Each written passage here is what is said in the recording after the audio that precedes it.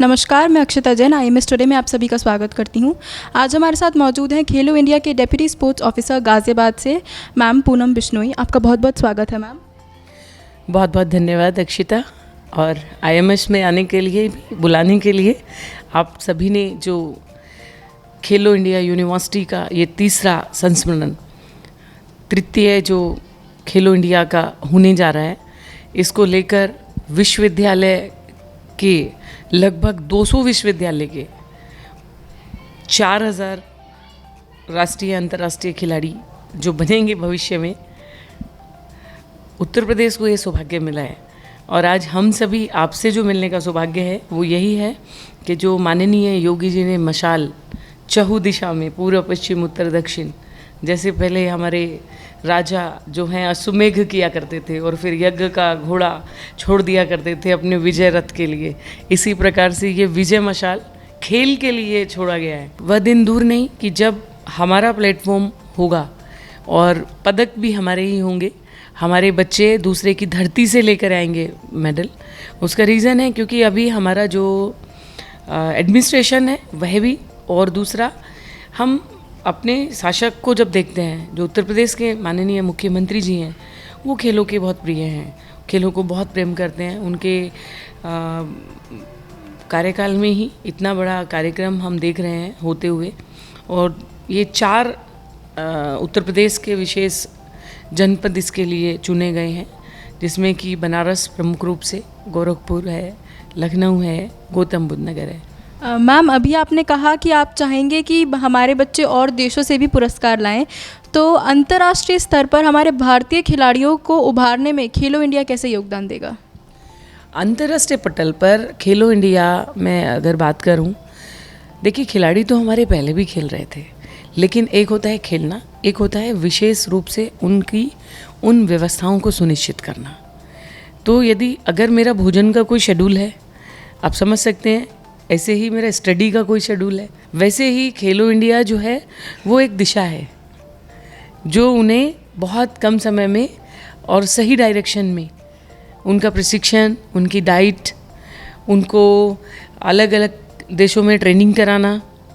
खेलो India के बहुत सारे प्रकल्प चल रहे हैं, सेंटर्स चल रहे हैं विभिन्न स्थानों पर।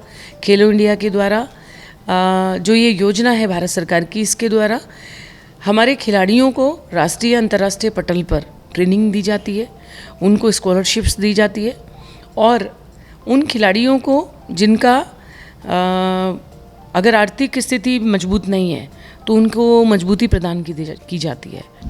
मैम, खेलो इंडिया हमारे भारत की महिला खिलाड़ियों को कैसे प्रोत्साहित करेगा?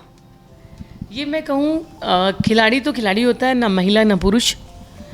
खिलाड़ी का जो व्यक्तित्व है, या जब अधिकारी हम बन जाते हैं, तो ना हम पुरुष हैं ना महिलाएं का अधिकारी होता है, ऐसे ही खिलाड़ी होता है।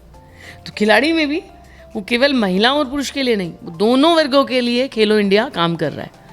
उसमें कोई ऐसा नहीं है कि बालिकाओं के लिए एक योजना है, बच्चों के लिए दूसरी योजना नहीं है। तो वो पैरेलल योजना सबके लिए है। और बेटियों के लिए तो मैं समझती हूँ उत्तर प्रदेश सरकार भी और भारत सरकार भी बहुत सारे आयाम, अभी बेटी बचाओ बेटी पढ़ाओ, ये अभी खेल जगत में तो एक क्रांति के स्वरूप में लिया जा रहा है। मैम, आपकी बहुत सारे खेलों में महारत हासिल की हुई है, तो आपके अनुसार खेल हमारे जीवन को किस प्रकार अनुशासित करता है? मैं अगर अनुशासन की बात करूं तो खेल ही अनुशासन है, या मैं कहूं अनुशासन जो है वो खेल से शुरू होता है।